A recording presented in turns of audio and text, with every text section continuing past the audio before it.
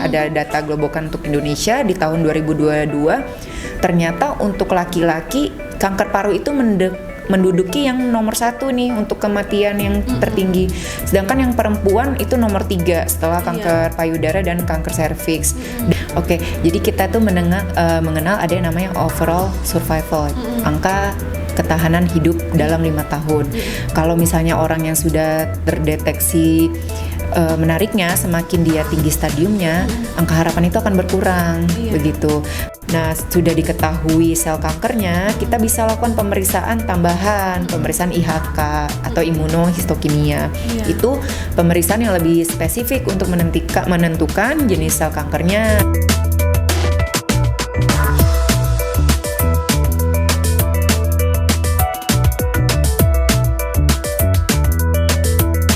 Assalamualaikum warahmatullahi wabarakatuh. Halo Sobat Sifa dimanapun berada. Kembali lagi bersama saya Dea Rizky Amalia dalam program Health Journal Tour. Hari ini saya tidak akan sendiri, akan ditemani bersama dokter kebanggaan RSUD Siti Fatimah Provinsi Sumatera Selatan. Hari ini kita kedatangan Dokter Widya, spesialis paru. Boleh dokter untuk menyapa Sobat Sifa yang ada di rumah? Ya, halo Sobat Sifa, perkenalkan nama saya Dr. Widya Triakirana, spesialis paru. Saya dari KSM Penyakit Dalam. Terima kasih. Oke, terima kasih Dokter Widya.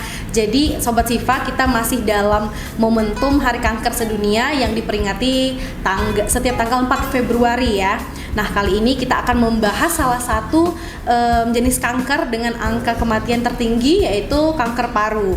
Banyak orang berpikir bahwa kanker paru ini hanya menyerang perokok saja, Dok. Nah, mungkin ini nanti akan diluruskan sama Dokter Widya, kenapa sih kanker paru menjadi angka tertinggi untuk kematian, kemudian apa saja faktor-faktor penyebab seseorang bisa terkena kanker paru.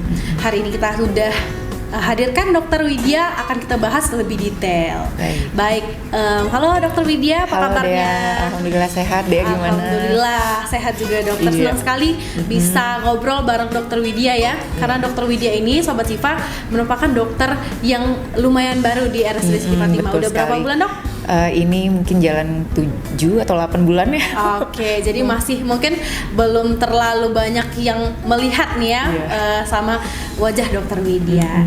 Baik Dok, hari ini kan kita akan bahas tentang kanker paru nih Dok, sesuai dengan momentum Hari Kanker juga ke bulan Februari nih Dok. Kenapa sih kanker paru itu menjadi angka kematian tertinggi untuk kanker itu sendiri? Oke, baik. Jadi sebelum kita bahas ke sana, saya jelaskan dulu ya. Kalau kanker paru itu, kanker itu kan berarti pertumbuhan sel yang tidak normal ya. Nah, karena dia kanker paru, artinya pertumbuhan sel yang tidak normal itu beradanya di dalam paru. Nah, itu perlu digarisbawahi nih Mbak Dea, karena nanti ada juga nih tumor yang kalau kita kelihatan di ronsen ternyata bukan dari jaringan paru, tapi itu kita sebut dengan tumor mediastinum gitu. Nah, jadi kalau untuk kanker paru ini menariknya memang kadang-kadang susah terdeteksi gitu ya. Nah, kalau di Indonesia sendiri kita sudah punya penelitian namanya Globokan ya. Ada data Globokan untuk Indonesia di tahun 2022. Ternyata untuk laki-laki kanker paru itu menduduki yang nomor 1 nih untuk kematian yang tertinggi. Sedangkan yang perempuan itu nomor 3 setelah kanker payudara dan kanker serviks. Dan secara keseluruhan itu memang termasuk yang 5 besar untuk penyebab kanker yang paling banyak di Indonesia. Nah, karena kanker paru ini sifatnya itu cepat sekali progresif atau perburukannya seperti itu dia. Jadi itulah mengapa dia disebut kanker yang paling mematikan ya Dok ya, karena sulit dideteksi tadi di awal ya. Betul, bahkan ada yang penelitian juga, jadi kanker paru itu kan stadiumnya banyak ya Dea ya. Ada stadium 1, 2, 3, 4. Kalau orang ketahuan dari stadium 1 itu bisa 1 sampai 1,5 tahun perburukan menjadi stadium 4 karena saking cepatnya begitu. Saking cepatnya begitu. Itu dia juga baru tahu Dok, karena secepat itu ya Dok untuk kanker paru sendiri. Baik Dok, nah untuk gambaran dari kasus kanker paru di Indonesia itu sendiri gimana Dok? Jadi tadi kan kanker paru di Indonesia ini yang lumayan banyak ya. Untuk laki-laki yang terbanyak, kemudian kalau untuk perempuan itu yang nomor 3-nya gitu ya. Nah, tapi sayangnya itu karena kanker paru ini gejalanya tuh mirip-mirip nih sama penyakit paru yang lain. Jadi kadang-kadang susah untuk terdeteksi atau malah misdiagnosis. Begitu. Baik. Dok, jadi untuk kanker paru ini kan banyak sekali masyarakat itu mengiranya kanker paru hanya diidap oleh seseorang yang merokok atau perokok. Apakah itu benar, Dok, atau gimana itu, Dok? Oke. Jadi kalau untuk kanker paru memang paling utamanya itu adalah perokok ya. Perokok sendiri itu bisa 20 kali lipatnya nanti akan terkena kanker paru. Tapi apakah perokok saja? Enggak. Ada juga perokok pasif. Nah, menariknya itu di perokok pasif itu 25% dia beresiko untuk terkena kanker paru karena paparan asap tadi gitu. Nah, ada juga yang bukan perokok nih, bahkan untuk di wilayah Asia ya. Dari pasien perokok itu dari pasien kanker paru ternyata sekitar 25%-nya bukan perokok dan ternyata itu malah 60%-nya perempuan gitu loh. Jadi nggak heran juga kadang orang suka bertanya, saya nih perempuan, saya nggak merokok kok saya bisa gitu ya, karena memang berdasarkan dari penelitian ada resikonya juga walaupun kita bukan perokok, karena untuk menjadi sel kanker yang tidak abnormal itu bukan hanya satu faktor resiko saja, tapi ada banyak faktor resiko yang bisa berkontribusi sehingga penyakit itu bisa terjadi gitu. Baik Sobat Siva, jadi ini benar-benar harus kita bahas ya, Dok, karena justru perokok pasif itu lebih besar kemungkinannya untuk terkena kanker paru. Ada kemungkinan ya, Dok, paling besar perokok aktif memang. Berarti egois juga ya, Dok? Bukan egois sih, memang egois ya, Dok, para perokok ini, Dok, ya. Betul. Baik. Nah, Dok, selain rokok nih, ada nggak faktor-faktor lain yang bisa? Oke. Nah, kalau untuk faktor resiko yang pertama itu ada faktor resiko yang tidak bisa kita kendalikan. Misalnya satu, usia. Nah, usia untuk jenis kanker apapun, semakin tinggi usia akan beresiko terkena kanker gitu ya. Nah, yang kedua riwayat genetik. Nah, kalau ada riwayat genetik entah itu orang tua atau saudara kandung atau kita sendiri pernah ada riwayat kanker, itu memang akan mencetuskan untuk bisa terjadi kanker. Selain itu juga ada faktor-faktor lain nih untuk yang masih bisa kita kendalikan, seperti tadi merokok itu kan masih bisa ya kita atur gaya hidup. Nah, yang kedua ada pajanan polusi udara. Ini kadang kita kelewat nih polusi udara baik itu di dalam ruangan ataupun di luar ruangan. Jadi orang-orang yang bekerjanya di jalanan itu mungkin ada lebih resiko yang lebih tinggi nih dibandingkan dengan orang-orang yang tidak terpajan polusi itu. Kemudian juga ada lagi orang-orang yang bekerja di industrial atau dia yang sering menghirup zat-zat kimia yang berbahaya ya, kayak pekerja yang di pabrik kayak gitu. Nah, lalu ada juga yang orang-orang yang pernah terkena penyakit paru kronik sebelumnya. Misalnya TBC, dia dulu pernah nih kena TBC.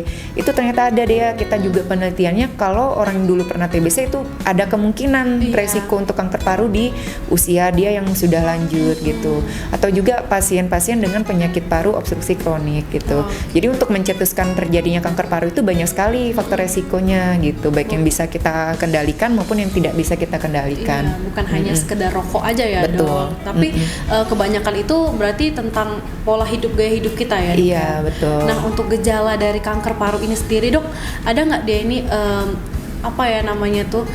gejala yang khusus atau yang membedakan dengan penyakit-penyakit paru yang lain?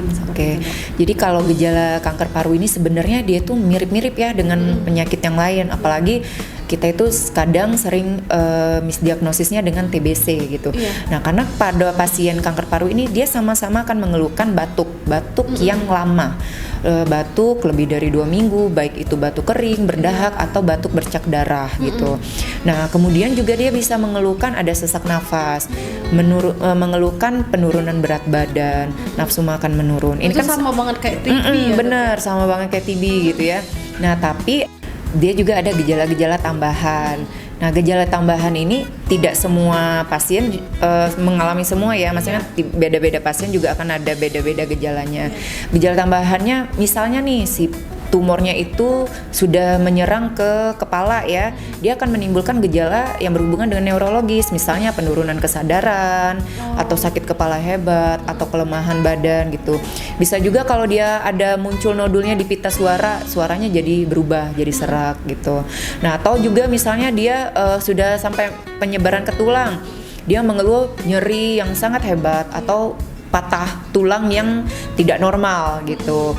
Nah, ada juga gejala-gejala lain, misalnya lehernya bengkak, dadanya bengkak, atau juga tadi sesak nafas karena ada cairan di paru atau cairan di jantung gitu.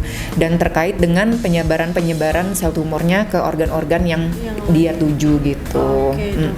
Nah, tadi kita udah bahas tentang gejalanya, Dok ya. Dokter tadi sering sebut ini juga orang datang itu sudah dalam stadium akhir atau stadium lanjut. Ini gimana, Dok? Kenapa pasien itu menurut pengalaman dokter ya datang itu sudah dengan dalam keadaan stadium lanjut seperti itu? Oke, jadi kalau kenapa sebenarnya kan kita itu agak lumayan susah juga ya, karena memang untuk jenis kanker paru ini kita itu menyarankan sih sebaiknya pasien itu untuk melakukan screening, gitu ya. Screening itu artinya dia yang memiliki resiko tetapi belum sampai kena penyakit gitu.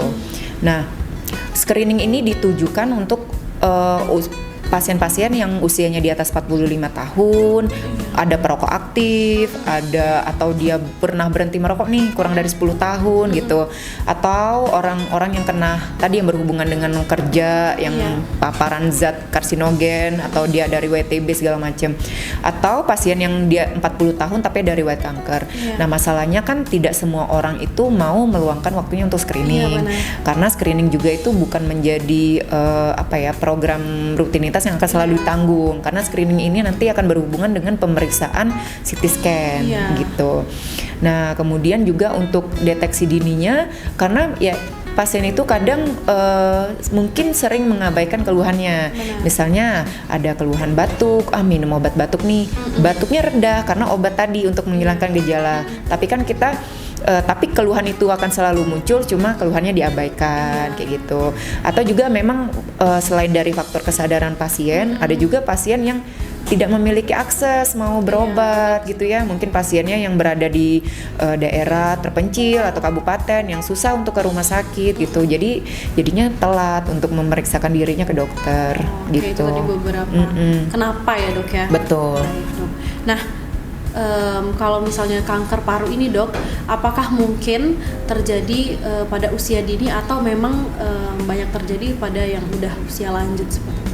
Oke, kalau untuk kanker paru itu memang kebanyakan terjadinya di usia yang lanjut, mungkin di atas 40-45 ya, tapi tidak menutup kemungkinan ada juga yang di bawah itu, karena waktu saya pendidikan pun ada, walaupun cuma 1 atau 2 orang gitu ya, kayak gitu. Tapi memang mayoritas dia terjadi di usia di atas 45 tahun. Iya, apalagi kan sekarang, Dok ya, banyak sekali masyarakat, apalagi anak-anak muda sekarang itu yang rokoknya bukan hanya rokok yang biasa konvensional, udah ada rokok elektrik dan segala macam kan sekarang, Dok. Iya, betul. Jadi itu mungkin juga ya, Dok ya, memungkinkan seseorang. Betul. Untuk kalau rokok elektrik kadang orang menganggap ini aman gitu ya, lebih aman. Cuma kita belum tahu karena belum ada yang meneliti aja. Kadang kita nggak tahu ya, Dok ya. Mungkin nggak sekarang gitu, Dok ya. Mungkin beberapa tahun kemudian. Nah, Dok, pemeriksaan apa aja yang bisa kita lakukan nih, Dok, untuk memeriksakan kanker paru ini? Oke. Jadi kalau untuk deteksi dini yang pertama itu dari ronsen toraks ya. Ronsen toraks jika dicurigai ada benjolan, kita akan lanjut ke pemeriksaan CT scan toraks ya. Nah, kemudian dari CT scan toraks, jika memang kita mencurigai itu benar ada tumor paru, kita bisa melakukan pemeriksaan biopsi. Biopsinya bisa dengan beberapa cara nih dia. Yang pertama dari bronkoskopi. Bronkoskopi itu adalah teropong paru. Jadi nanti dimasukin selang yang panjang yang ada kameranya, nanti diteropong paru-parunya. Ada benjolan di sana, kita ambil sedikit benjolannya untuk kita periksakan ke laboratorium. Nah, kemudian juga kedua ada core biopsi ya. Biopsi itu menggunakan jarum. Itu untuk jenis-jenis tumor tertentu yang misalnya dia berada di perifer, yang dekat dinding dada gitu. Atau juga memang dengan biopsi terbuka kita bekerja sama dengan TS atau teman sejawat dari BTKV gitu. Nanti setelah diketahui hasil pemeriksaan jaringannya, nah sudah diketahui sel kankernya, kita bisa lakukan pemeriksaan tambahan, pemeriksaan IHK atau imunohistokimia. Itu pemeriksaan yang lebih spesifik untuk menentukan jenis sel kankernya. Nah, karena kan sel kanker paru ini kan bermacam-macam deh ya, ada yang jenis small cell, ada non small cell gitu. Nanti itu di IHK nanti akan terlihat lebih detail, dan ini akan berpengaruh juga nanti dengan treatmentnya, dengan pengobatannya seperti. Nah, kalau untuk IHK ini dok, menarik sekali dok ya, karena ini lebih spesifik pemeriksaannya. Kalau di Siti Fatimah itu seperti apa dok?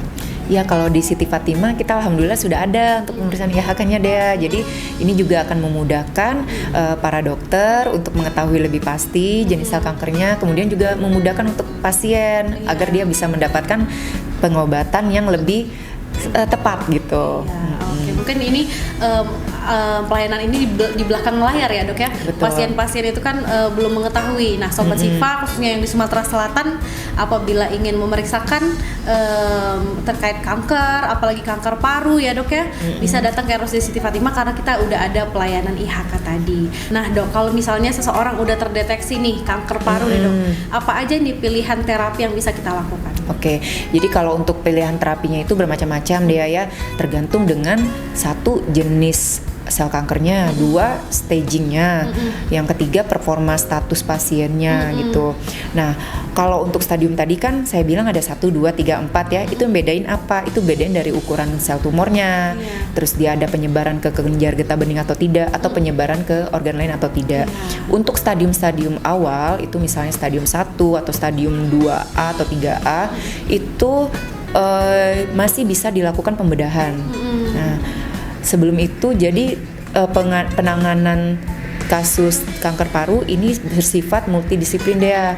Jadi nggak cuma kita saja sebagai dokter paru gitu ya, tapi kita juga melibatkan bagian lain seperti bedah torak atau nanti seperti dokter onkologi radiasi dan lain sebagainya gitu ya.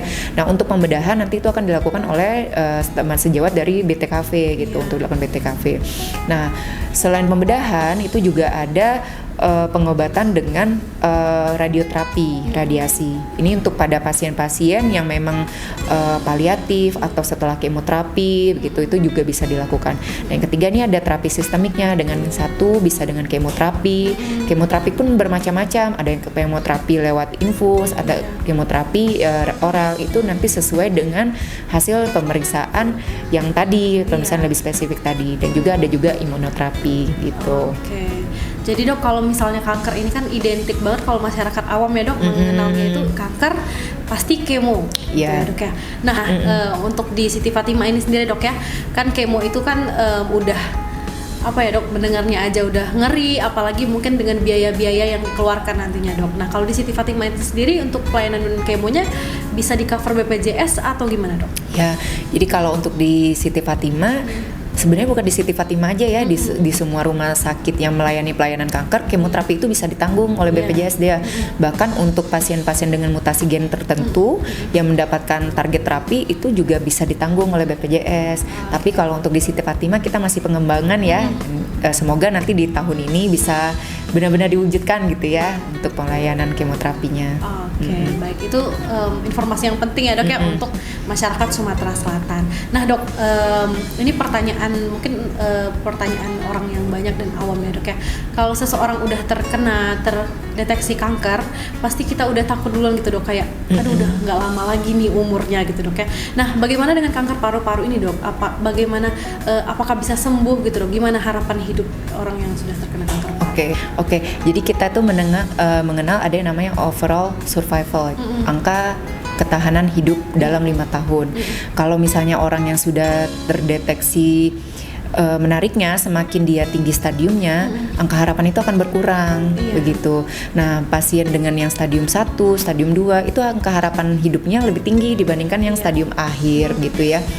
Nah, kalau untuk kasus yang tidak diapa-apain nih, cuma sebatas diagnosis tapi tidak mau diobatin segala macam, Kalau dari data ya, kalau data udah di stadium akhir itu angka harapan hidup 5 tahunnya 0. Tetapi sekarang kalau misalnya sudah seiring dengan perkembangan zaman ya, udah ada terapi banyak yang makin berkembang, angka harapan hidup itu sudah tidak 0 lagi, sudah ada sekitar 4-10% gitu untuk selama 5 tahun gitu. Nah, kalau untuk yang stadium awal itu kan bisa dengan pembedahan ya. Yang stadium awal ini angka harapan hidupnya lebih tinggi, bisa sampai 90% untuk kesembuhannya. Makanya gitu. pentingnya tadi deteksi dini Betul, ya, Dok. betul. Jadi jangan sampai udah di akhir itu juga sulit ya, Dok ya. Nah, untuk pencegahan nih, Dok, untuk masyarakat Sumatera Selatan khususnya, apa yang bisa kita lakukan untuk mencegah dari kanker paru-paru ini? Oke, jadi kalau untuk pencegahan yang jelas pertama adalah berhenti merokok ya.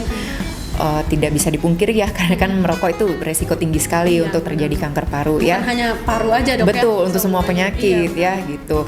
Nah, kemudian yang kedua untuk orang-orang dengan pekerjaan yang beresiko nih, apalagi dia bekerja di pabrik atau dia yang mudah terkena zat-zat yang berbahaya, zat-zat iritan, atau dia yang bekerja di lapangan gitu, upayakan minimal pakai APD, masker gitu. Apalagi kan kalau di pabrik biasanya dia ada masker khusus ya gitu, bukan sekedar kita masker kain atau masker 3 lapis biasa gitu kan. Nah, atau juga bisa kalau saya sih lebih menyarankan di rolling gitu loh. Jadi pekerjaan tidak 10 tahun, 30 tahun bekerja di situ-situ saja gitu. Jadi harus ada tetap rollingan untuk tempat bekerja ya, bagian bekerjanya gitu. Nah, kemudian juga pasien-pasien yang ada riwayat tadi, ada riwayat kanker di keluarga, merokok itu jangan ragu untuk screening gitu.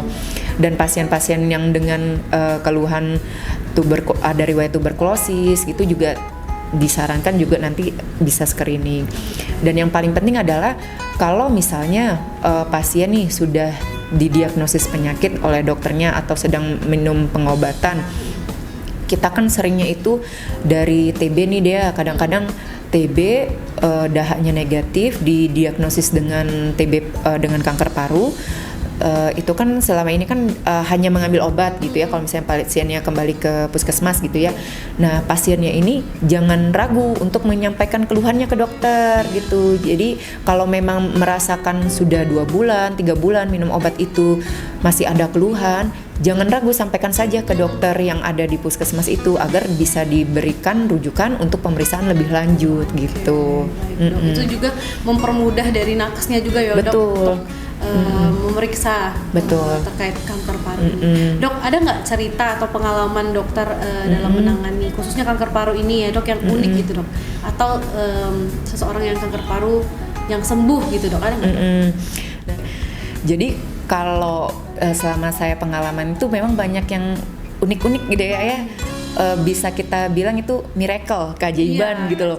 Karena tadi saya bilang overall survivalnya segini, ternyata ada yang lewat dari itu gitu loh. Ada yang saya masih ingat dia yang masih muda gitu ya, udah menjalani kemoterapi berapa siklus, 2 siklus lebih gitu, masih sehat sampai sekarang. Itu ada juga yang udah usia lanjut masih sehat sampai sekarang, ada gitu. Jadi memang yang saya sampaikan tadi itu kan hanyalah data ya, data. Intinya kita tetap juga harus ada ikhtiarnya, ikhtiar, berdoa untuk kesembuhan gitu. Memang semuanya dari takdir dari Allah gitu ya. Jadi yang memotivasi ya, Dok. Ya, tentunya banyak sekali bagi Sobat Sifa yang sekarang mungkin dalam masa pengobatan kanker, khususnya kanker paru, seperti kata Dokter Widya tadi, insya Allah ya, Dok ya, pasti ada selalu jalan dengan motivasi dan semangat. Tidak ada yang namanya mustahil ya, Dok ya. Baik, dalam rangka juga momentum Hari Kanker ini, Dok ya, ada pesan nggak yang bisa dokter sampaikan kepada Sobat Sifa? Oke, baik. Jadi paru-paru ini kan salah satu organ yang besar ya Dea ya. Dia tuh nggak istirahat loh. Dari kita tidur, dari kita bangun dia selalu bekerja gitu kan. Nah, makanya sayangi paru kita gitu. Keluhan jangan abaikan kalau ada keluhan. gitu ya. Dan juga sayangi paru-paru kita dengan cara apa? Kita melindungi untuk tidak merokok gitu ya, untuk menghirup udara yang bersih, menjaga kesehatan, pola hidup yang sehat gitu. Kemudian pesan saya juga bagi pasien yang menjalani sedang dalam diagnosis kanker paru itu jangan menyerah. Karena tadi akan ada selalu jalan gitu. Dan yang paling penting ini dia bukan hanya kepada pasien, kepada caregivernya juga. Karena menjadi pendamping pasien kanker paru itu melelahkan karena harus berapa kali bolak-balik masuk rumah sakit gitu ya, menemani tunggu di rumah sakit gitu. Jadi dari caregivernya, dari keluarganya juga harus memberikan support penuh kepada pasien agar pasiennya juga semangat.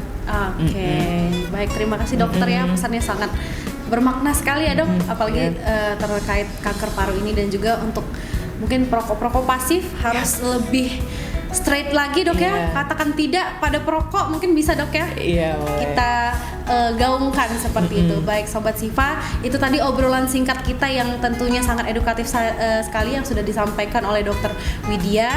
Jadi sebagai penutup, hari ini kita belajar bersama dokter Widya bahwa kanker paru ini bukan penyakit yang tiba-tiba terjadi. Dia tumbuh perlahan, seiring berjalannya waktu, tanpa gejala mungkin, atau sudah ada gejala kita acuhkan seperti itu. Jadi kanker paru ini bukan hanya masalah si perokok, tetapi masalah mungkin lingkungan, kemudian kebiasaan dan kepedulian kita juga terhadap sesama. Dan penjelasan dokter Widya tadi juga kita ketahui bahwa gejalanya itu bisa dikenali dok ya, bisa resikonya juga bisa kita hindari. Yang terpenting kanker paru bisa dicegah dan dideteksi lebih dini. Terima kasih dokter Widya yang hari ini sudah memberikan edukasi yang sangat bermanfaat sekali, khususnya untuk penonton setia RSUD Siti Fatimah Provinsi Sumatera Selatan. Jadi momentum Hari Kanker ini mengingatkan kita bahwa langkah-langkah kecil seperti berhenti merokok itu dan menjauhi asap rokok dan tidak mengabaikan batuk berkepanjangan, itu hal-hal kecil mungkin untuk kita, tapi itu bisa menyelamatkan nyawa. Terima kasih Dr. Widya, dan terima kasih juga untuk Sobat Sifa yang sudah selalu menyaksikan program Health Journal Tour.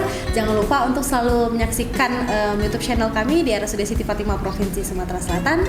Jangan lupa juga untuk mengikuti Instagram kami di RSUD Siti Fatimah Provinsi Sumatera Selatan. Akhir kata, saya Dea Rizky Amalia pamit undur diri. Saya tutup. Wassalamualaikum warahmatullahi wabarakatuh. Waalaikumsalam warahmatullahi wabarakatuh.